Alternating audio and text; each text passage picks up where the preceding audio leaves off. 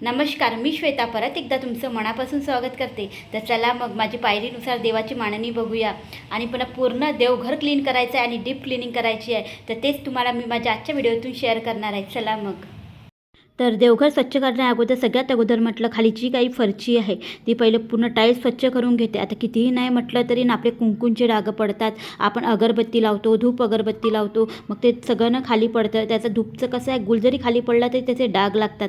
तर म्हणून ना हे सगळं घासून घेते म्हटलं. आता मी हे रोज वगैरे नाही घासत, हप्त्यातून एखादी वेळा घासलं तरी स्वच्छ होऊन जाते. फक्त रोज पुसते मी आणि नंतर मी माझ्या पूजेला सुरुवात करते. आणि पुसायसाठी मी इथे छान रिन आला घेतलेला आहे. परत हार्पिक, लाल हार्पिक जे आपण बाथरूमसाठी यूज करतो ते, आणि छान अशी सर्फ एक्सेलची साबण घेतलेली आहे. फक्त तेवढ्याच याच्याने मी घासून काढलं आणि पूर्ण बघू शकता किती चकाचक झालेलं आहे. तर परत एकदा मी पुसते आणि मग आपल्या देवपूजेला सुरुवात करते. तर देवपूजेमध्ये मी आज पूर्णच देवघर स्वच्छ करणार आहे. पूर्ण देववरतीपासून पूर्ण देवघरापासून, आणि जे ड्रॉवरसुद्धा आहेत ना, त्याला ड्रॉवर्स आहेत ना, ते ड्रॉवरसुद्धा मी स्वच्छ करून घेणार आहे. म्हटलं आता करायचंच आहे तर पूर्ण डीप क्लिनिंगच करून घेऊया. आणि हे सगळं मला स्वच्छ करण्यात 2 तास गेले. भलाही व्हिडिओ तुम्हाला 14-15 मिनटाचा आला असेल, पण 2-2.5 तास माझे हे सगळे स्वच्छ करण्यात गेले. सोबत ही तेलाची कुप्पी तुम्हाला दिसत आहे ना, ही कुप्पीसुद्धा छान याची स्वच्छ मी घासून घेतली. आणि ह्या कुप्पीमध्ये मी तेल भरून घेते. चांगलं दीड पाव तेल या कुप्पीमध्ये येते. तर हप्ताभर मला आरामात हे तेल चालते. तर त्यानंतर ना सगळे देवाच्या सगळ्या वस्तू जेवढ्या काही आहे ते सगळ्या स्वच्छ घासून घेतल्या. सगळ्यात अगोदर सगळे देव मी खाली काढून घेते. त्याच्यानंतर मग सगळं स्वच्छ अंदरून करून घेणार आहे. आजकाल ना कसं आहे ना, आता लाकडीचं देवघर असतं आणि त्यामध्ये ना भरपूर असे छोटे छोटे ना आपण डिझाईन बनलेले असतात. त्या डिझाईनमध्ये ना मस्त असे धुळीचे कण साठलेले असतात. ते भलाही आपल्याला दिसत नाही व्हिडिओमध्ये वगैरे, पण खरंच साचलेले असतात. तर मी काय करते, ओला कपड्याने पुसते. आता हे लाकडी देवघर असलं तरी पण मी ओला कापड यूज करते, कारण की त्याच्याशिवाय ते निघतच नाही.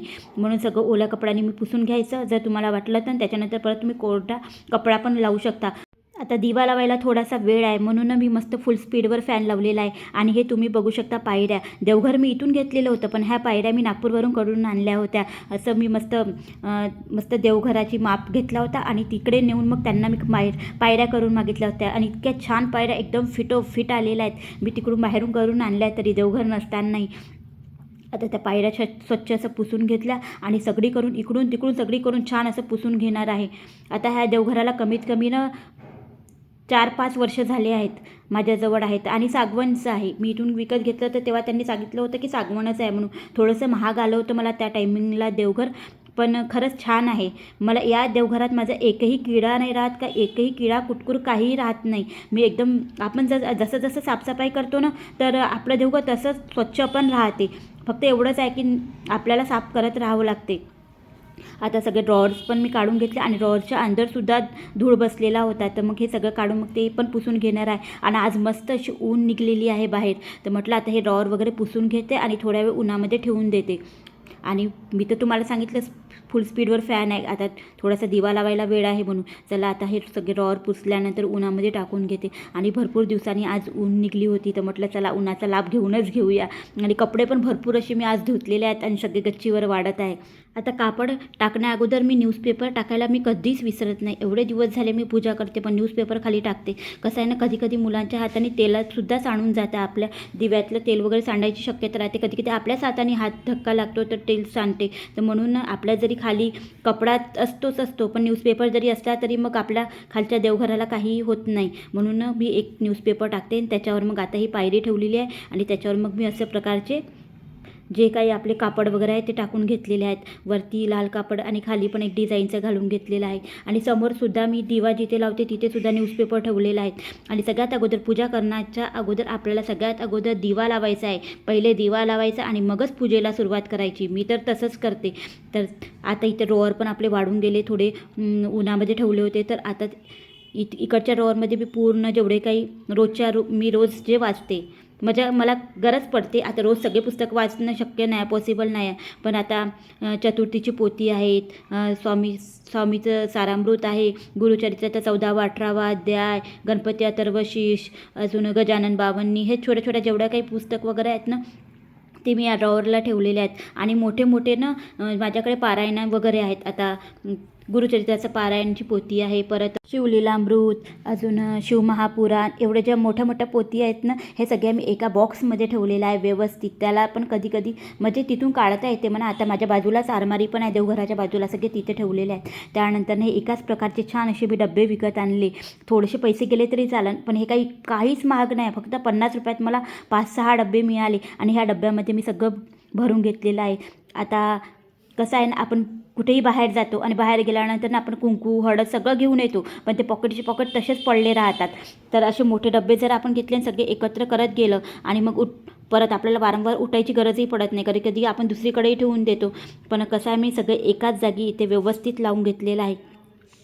तर अजून तुम्हाला जी गुलाबी डब्बा दिसत आहे त्याच्यामध्ये फुलवाती मी कायम तयार ठेवते. परत तो स्टीलचा डब्बा आहे, त्यामध्ये मग मी प्रसाद वगैरे ठेवत असते. मिश्री, काजू बदाम जे काही आहे ते ठेवत असते. चला मग आता ठेवून घेते. आता हे सगळं तर मी पूजा झाल्यावर जमवलेलं होतं, पण त्यानंतर ना जेवढे काय आता थोडेफार वस्तू असतात त्या इथे जेवढ्या मला कामाचे आहेत तेवढेच. आता ही माळ वगैरे आहेत. एक माळ देवाजवळ वरती आहे, ती कमलगट्ट्याची माळ, ती महालक्ष्मीजवळच ठेवते मी.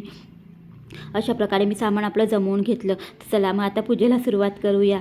आणि इकडे पूर्ण पोती वगैरे आहेत. तर परत पिंडा वगैरे जो मला हर गुरुवारी आपण कलशाला सुततो ते, आणि परत शुक्रवारचे व्रत करत आहे तेव्हा पण आपण कलश सुतवून घेतो ना, तो पिंडा मग मी तिथेच ठेवून देते. त्याची गरज मला नेहमी पडते. आता दिवा लागलेला आहे, छान अशी अगरबत्ती लावून घेते आणि छान असं धूप पण लावून घेणार आहे आणि मग माझ्या पूजेला मी सुरुवात करणार आहे.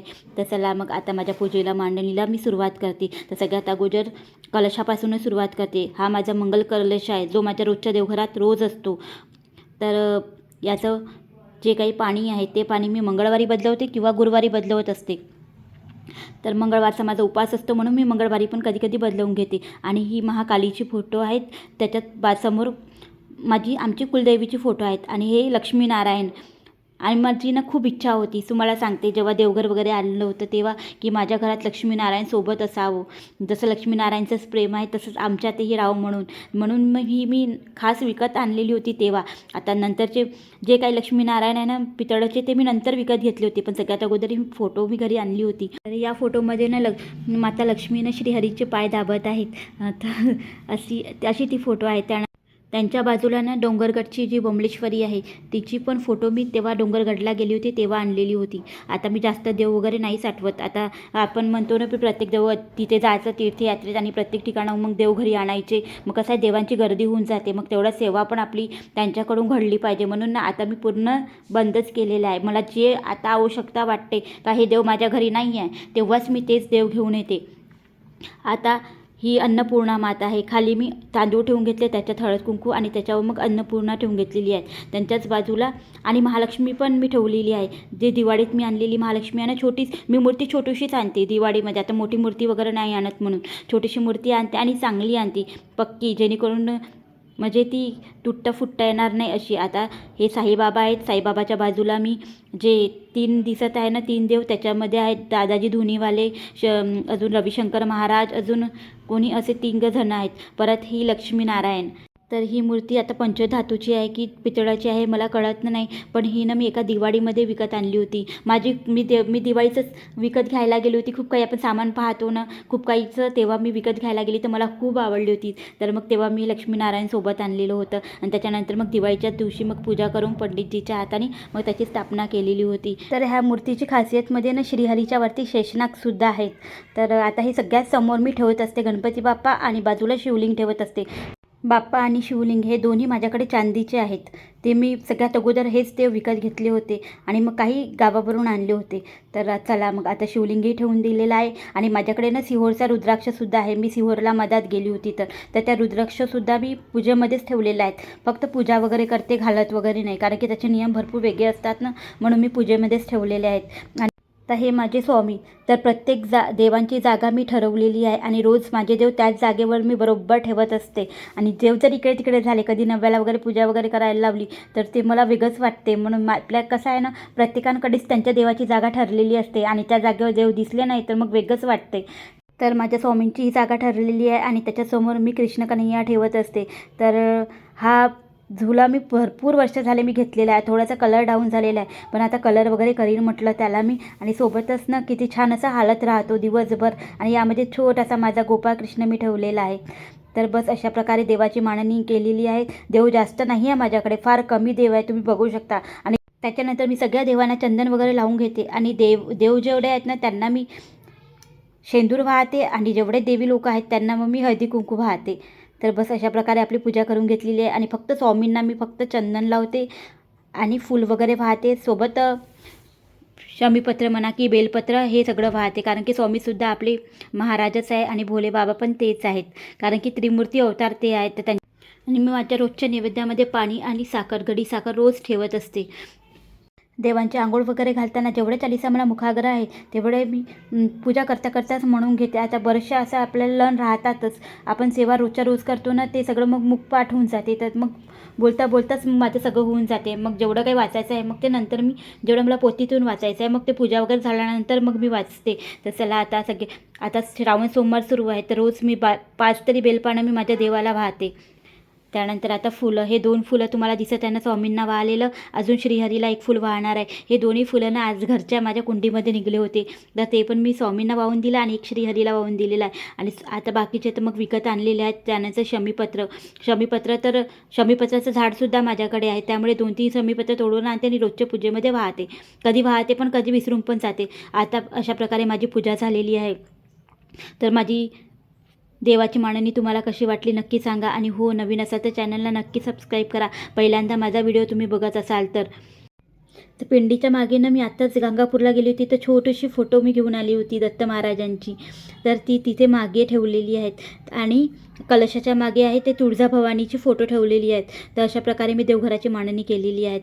आणि फूल वगैरे वाहल्यानंतर आणि छान धूपपत्ती वगैरे लावल्यानंतर घर एवढं प्रसन्न वाटतं ना. आणि रोजच्या रोज पूजा तर ही घरात झालीच पाहिजे.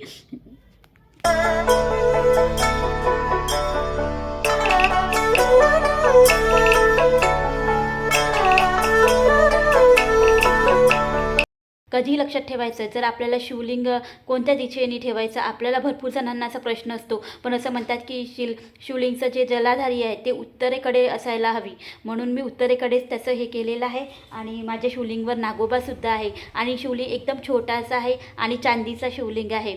तर माझी इच्छा होती की मी जेव्हा इथं राहायला आली ना छिंदवाड्याला, कमीत कमी 7 वर्ष झाले मी इथे आली, तर आता गावाला 5 वर्ष आली, त्यानंतर इथे आली. तर सुरुवातीला मी देव घेतले तर चांदीचेच 2 देव घेतले. सगळ्यात अगोदर गणपती मी चांदीचा घेतला आणि शिवलिंगसुद्धा मी चांदीचं घेतलं. तर मी जास्त काही देव तिथून नाही आणले, फक्त मी गोपाळकृष्ण वगैरेच मी तिथून आणलेलं होतं आणि बाकी सगळे मी इथूनच घेतले होते. आणि घेतल्यानंतर त्यांचा अभिषेक वगैरे करून मग मी पूजेला सुरुवात केलेली होती. तर देव घेताना मी चांदीचेच देव घेतलेले आहेत. शक्यतोवर आपल्या देवघरामध्ये चांदीचेच देव असायला हवे असं म्हणतात. आणि शिवलिंग जे काही आहे ना ते जास्त मोठं नको, असं म्हणतात की आपल्या अंगुठ्यापेक्षा मोठं शिवलिंग असायला नको. तर माझं तेवढंच आहे, त्याच्यापेक्षा कमीच येईल म्हटलं तरी चालेल. एकदम छोटंसं शिवलिंग आहे. जेवढं छोटं शिवलिंग तेवढं त्याचं महत्त्व जास्त असते. जेवढी त्यांची पूजा करतो ना त्याचं फळसुद्धा आपल्याला तेवढंच मोठं मिळते. म्हणून घरात शिवलिंग आणताना एकदम छोटंच आणायचं, कधीही मोठं आणायचं नाही.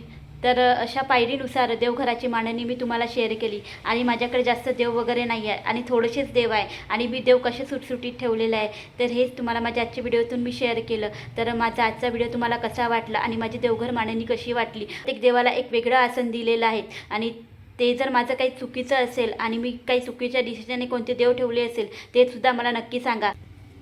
तर ही माझी पूर्व दिशा आहे. तर मी जेव्हा केव्हा पूजा करायला बसते ना तर माझं मुख हे पूर्वेकडे असतं. असं म्हणतात की पूर्वेकडे मुख करूनच आपण पूजा करायची असते. तर अशाच प्रकारे माझं देवघर आहे. मी पूर्व दिशेलाच माझं देवघर ठेवलेलं आहे. मांडणी मी शेअर करताना माझं काही चुकलं असेल तर मला नक्की सांगा. तर चला मग मी इथेच व्हिडिओचा एंड करते. भेटते तुम्हाला एका नवीन व्हिडिओसोबत. तोपर्यंत बाय बाय.